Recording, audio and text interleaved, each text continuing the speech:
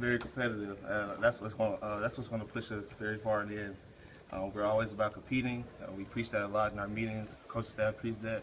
And just for ourselves, we have to compete against each other and just make the game easier for ourselves. Having been in their shoes, does it help you teach them a little bit and let them know what's going on? Yes, sir. Just that 1 year experience under my belt, just kind of just push the younger guys. I kind of know what they expect, but I'm still young as well, and I'm just motivating myself and pushing myself as well.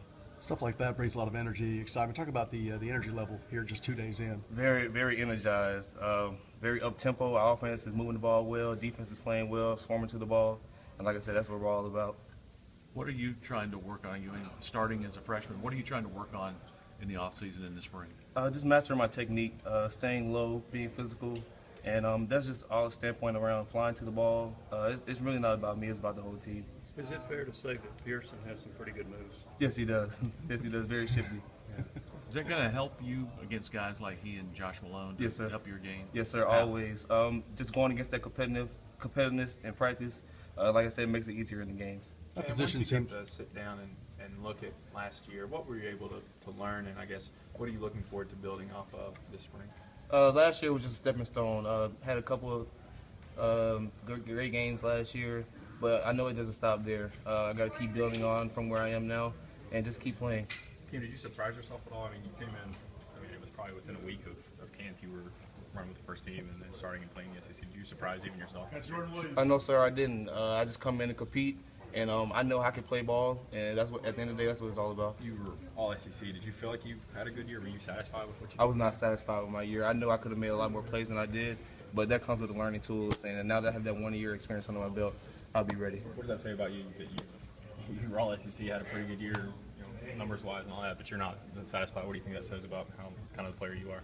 I just had a great motivating staff behind me, and I'm just pushing myself to try to be the best as I can. Do you think having the same secondary coaches and more athletes in the secondary will improve the defensive backfield? Yes, sir, definitely. Just that relationship we have with the coaches as well as our brothers around us, we can kind of bond, and that bond is very it's very important for us to have that bond in the back end. Do you think as the season went that you were starting to click as a secondary, understanding what Willie Martinez wanted you to do? Yes, sir. Yes, sir. Just going through our progressions and going through all the route concepts and our reads and things like that as a unit, and just having, like I said, having that bond and always being around each other and always in film and things like that, it makes the game much easier for us. How much competition is there in the defensive secondary? Very a lot of competition. No position is guaranteed. And just coming out there working every day is always a competition. Are they moving anybody from cornerback to safety, safety to cornerback? Are they moving folks around a little bit? This year we're having everybody play everywhere this year, so multiple people playing different positions all over the field. Kim, at what point last year did you realize that, hey, I can play in the SEC, I can play in this league? Since day one. Just this is my mentality, just coming in, just working hard. I know where I stand, I know I can play ball, and it's just, like I said, it's just a process, just coming in, working hard, getting the film, studying routes, studying concepts, things like that, and from there, just playing ball. You said you weren't happy with what you maybe weren't satisfied. What did you like that you did, or as you look back, and what do you think you did well, and where do you think you need to work on? I think I had a few good plays last year, but like I said, it doesn't stop there. Just got to master my technique, staying low, back pedal, motor, all the different teaching techniques that our coaches teach us. Those come in handy late in games and even early in games, and just playing low.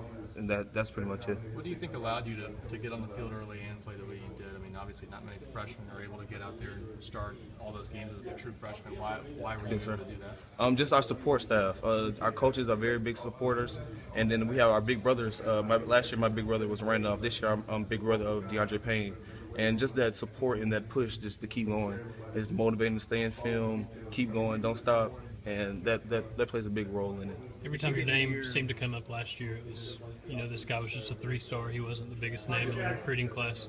How much did that motivate you that you're kind of under the radar? I pretty much don't worry about those things, all the numbers and all that. You don't play the game on the internet and things like that. You got to step between those white lines, and that's what it's all about. As you get into your second semester of college now, is it weird for you not playing basketball and not playing football? Very weird. Very weird. I try to go to as many basketball